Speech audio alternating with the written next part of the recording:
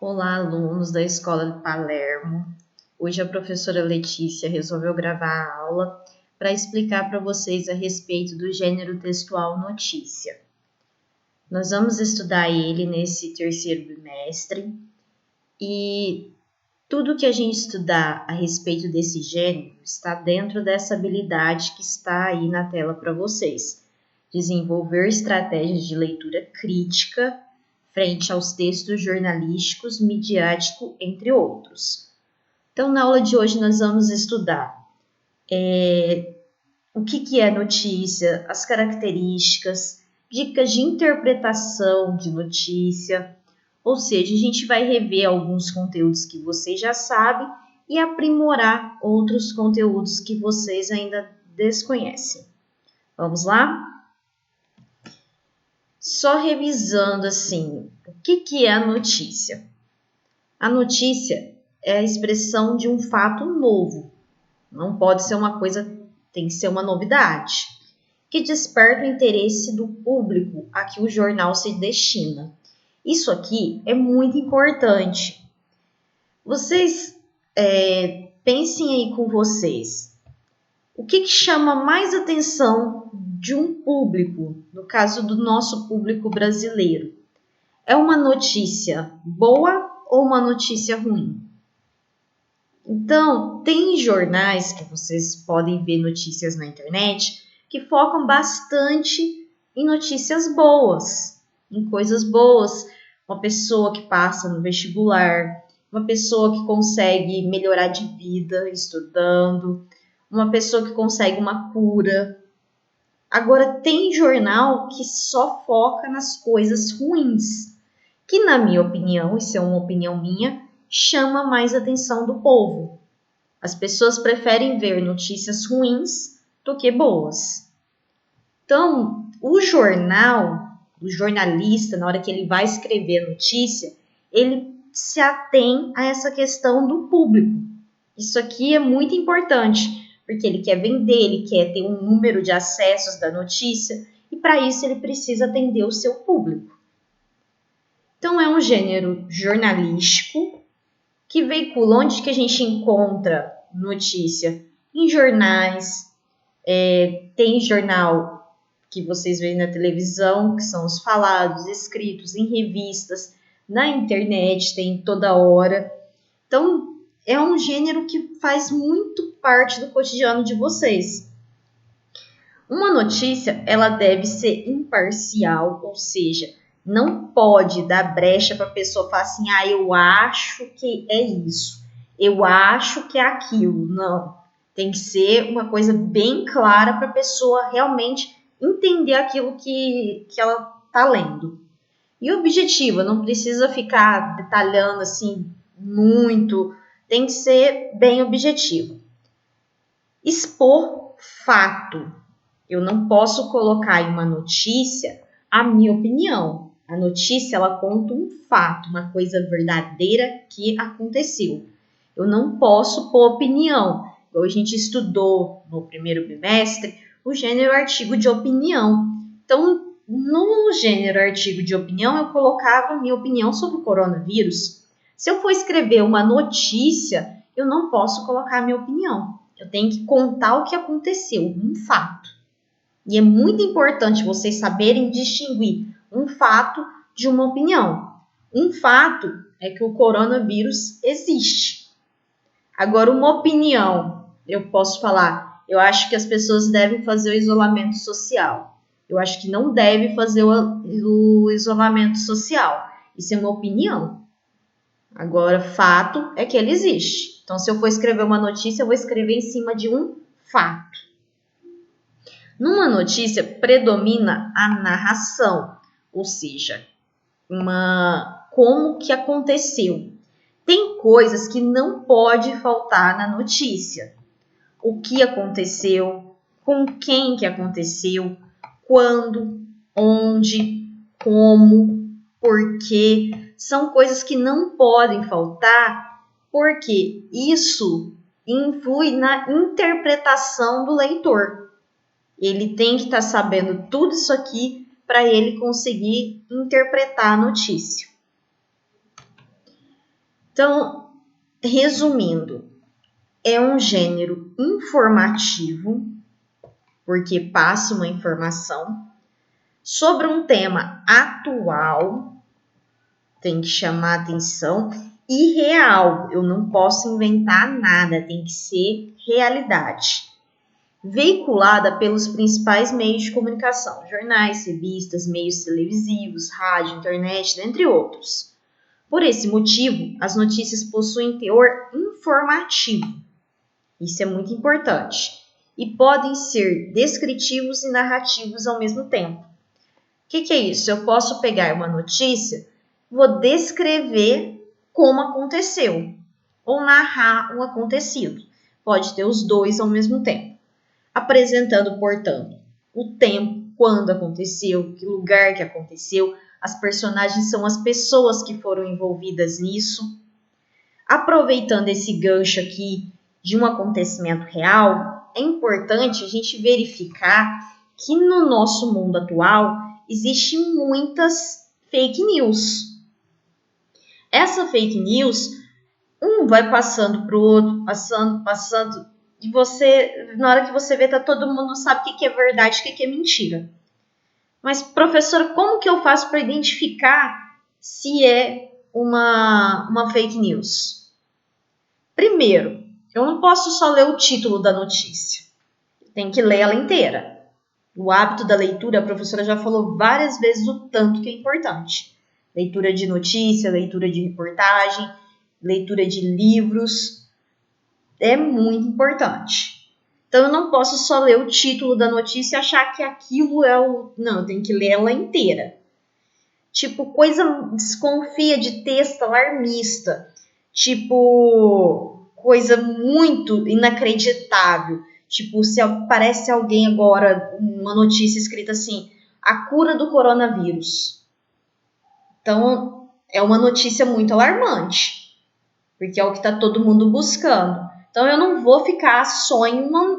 Eu vejo isso, eu vou procurar outras fontes para eu saber se isso é verdadeiro. Ler a notícia e ver se tem informação vaga. Se tiver alguma informação vaga, alguma coisa assim, que você fala, mas espera aí, isso aqui pode ser uma coisa, pode ser outra.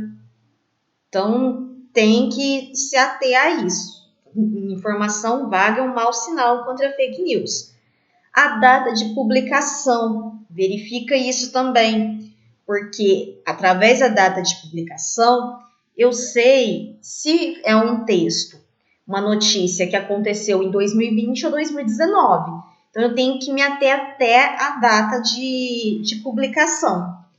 E o principal é pegar e se ater a outros jornais.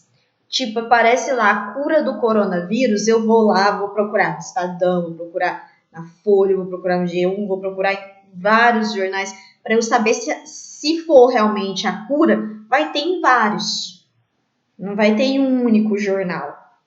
Então, eu vou conferir vários, cercar, consultar várias fontes para eu saber se aquele é realmente um acontecimento real ou se só quer alarmar. Ok? Então, quais são as características da notícia? O que a gente pode pegar, ver de tudo isso que foi falado? É um texto de cunho informativo, pode ser descritivo ou narrativo, ou os dois juntos. São textos curtos, não precisa ser texto longo. Veiculado nos meios de comunicação. Tem a linguagem formal, não posso escrever em formato de gíria, colocar setar, não posso pôr, tem que ser uma linguagem formal, clara e objetiva. É uma linguagem formal, mas não precisa ser uma linguagem difícil, porque todos têm que entender. Então, desde aquela pessoa mais leiga, aquela pessoa que não tem nenhum tipo de estudo, até a pessoa que é muito estudada, ela tem que entender. Mas não é por isso que eu vou escrever errado ou inadequadamente. Textos com título, tem o título principal e o auxiliar. Textos em terceira pessoa. O jornalista, ele não vai escrever eu acredito, eu penso, nós pensamos. Ele vai contar um fato, então tem que ser em terceira pessoa impessoal, não falando de mim, e sim do fato acontecido. No discurso indireto, tem que ser fatos reais, atuais e cotidianos. Não pode ser uma coisa assim que aconteceu há muito tempo atrás. Às vezes eu posso até fazer uma comparação, mas o objetivo da notícia é o fato atual. Então, assim, na hora que for escrever uma notícia, qual que é a sequência dela? Como que ela é formada? Tem o título, ou a manchete. O que é isso? O título tem o objetivo de chamar a atenção do leitor para ler aquela notícia. Então, eu coloco o título, a pessoa bate o olho ali e ela fala assim, isso vai me chamar a atenção. Então, eu vou ler. O subtítulo complementa o título com algumas informações importantes ou chamativas. Não são todas as notícias que têm subtítulo. Aí agora que esse termo é muito importante, o lead da notícia, que em inglês é lead. Lead é o primeiro parágrafo da notícia. No lead tem que ter todas as informações que você vai detalhar no corpo da notícia.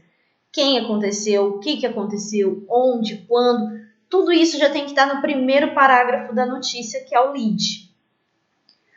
Depois vem o corpo do texto, que é o desenvolvimento da notícia. Traz as informações sobre o ocorrido, ou seja, detalhadamente tudo o que aconteceu, como, por quê, para que aconteceu isso, quais consequências que isso teve e etc. Tudo detalhado. Aqui eu trouxe uma notícia que me chamou a atenção para vocês verem o modelo. Aqui nós temos o título e o primeiro parágrafo, que é o lead. Negra, pobre e da rede pública passa em primeiro lugar em medicina da USP. Me chamou bastante atenção. Ao ler esse título, me chamou a atenção. Aqui, a Casa Grande surta quando a senzala vira médica, diz Bruna Senna em sua conta do Facebook. Jovem foi a primeira colocada na USP de Ribeirão Preto, a vaga mais concorrida da FUVEST. Pensa bem, uma pessoa de escola pública, pobre, que passa em primeiro lugar em medicina na USP, que é uma das melhores faculdades. Então, é uma notícia maravilhosa. Me chamou bastante atenção. Aí aqui, tem o nome dela, Bruna. É uma fala dela, por isso que está entre aspas. Aqui, a Casa Grande surta quando a senzala vira médica, diz Bruna Senna. Então ela disse isso, que a Casa Grande surta quando a senzala vira médica. Pessoal, tudo que ela quis dizer com isso, né?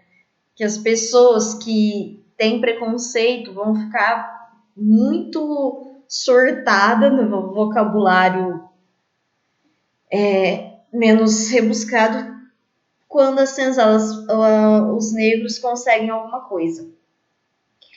E tá tudo aqui, Agora vai vir detalhado o que aconteceu. Aqui é o corpo da notícia. Bruna Senna será a primeira da família a interromper o ciclo de ausência de formação superior em suas gerações. Saiu na revista Fórum. Se eu perguntar para vocês qual a fonte, de onde que tirou, é esse site aqui, A data de acesso é essa data. É a data que eu acessei. Porém, a data que saiu isso aqui não foi esse dia. Já faz um tempo, foi em 2017. Aí na revista Fórum. Saímos de uma semana triste, especialmente desoladora para a medicina, quando alguns médicos Sujaram profissão tão nobre, tripudiando a doença de Dona Marisa, chegando até sugerir a sua morte. Mas hoje voltamos a festejar o futuro. A Casa Grande surta quando a senzala vira médica. Essa é a frase que abre a conta do Facebook de Bruna Senna, primeira colocada em medicina da USP de Ribeirão Preto, a vaga mais concorrida da FUVEST de 2017, o vestibular mais concorrido do país. Negra, pobre, tímida, estudante de escola pública. Bruna será a primeira da família a interromper o ciclo de ausência de formação superior em suas gerações. Fez em grande estilo, passando em uma das melhores faculdades médicas do país. O apelo da mãe, entre a felicidade e o espanto, é ainda mais dramático. Aí vem uma fala da mãe. Por favor, coloque no jornal que tenho medo dos racistas. Ela vai ser a primeira negra e pobre no meio dos brancos e ricos da faculdade. Abandonada pelo marido, Dinália Senna sustenta a menina Bruna desde que ela tinha 9 anos, com um salário de R$ 1.400, como uma operadora de um caixa de supermercado. Bruna acredita que será bem recebida pelos colegas e tem na ponta da língua a defesa de sua raça, de cotas sociais e da necessidade de mais oportunidades para os negros no Brasil. Claro que a ascensão social do negro incomoda, assim como incomoda quando o filho da empregada melhora de vida passa na FUVEST. Não posso dizer que já sofri racismo, até porque não tinha maturidade e conhecimento para reconhecer atitudes racistas, diz a caloura. Alguns se esquecem do passado, que foram anos de escravidão e sofrimento para os negros. Os programas de cotas são paliativos, mas precisam existir. Não há como concorrer de igual para igual quando se não tem oportunidades na vida iguais. Tudo que está entre aspas aqui, ó, na notícia, é porque não é uma fala do jornalista, é uma fala da pessoa que ele estava entrevistando. Aqui vocês viram que tem a fala da mãe, que ela está preocupada da filha ir para a faculdade e sofrer mais preconceito. Tem a resposta dela que ela quer dar para os amigos. Eu gostei muito dessa notícia, aplaudo muito, porque realmente é muito difícil passar no vestibular de medicina, quanto mais da USP. É o sonho de muitas pessoas. Bom, pessoal, essa é a nossa aula. A professora pegou essas informações para passar para vocês no site Toda a Matéria. A autora é a Daniela Diana e peguei esse texto no dia 28 de 7 de 2020. Eu espero que tenha esclarecido as dúvidas de vocês sobre a notícia, que vocês consigam fazer a interpretação que eu vou propor nas atividades. Para saber interpretar, você tem que ler várias vezes, para você conseguir identificar aquilo que está pedindo na pergunta. Se atentem à pergunta. É muito importante. Eu espero que vocês consigam fazer. Se surgir dúvidas, pergunta para a professora no WhatsApp. Eu não acho ruim, eu acho bom. Eu prefiro que vocês me perguntem do que fiquem com dúvidas. Um grande abraço. Estou torcendo para essa pandemia, para acabar com isso logo, achar uma vacina, uma cura e a gente poder voltar para a sala de aula logo. Um abraço.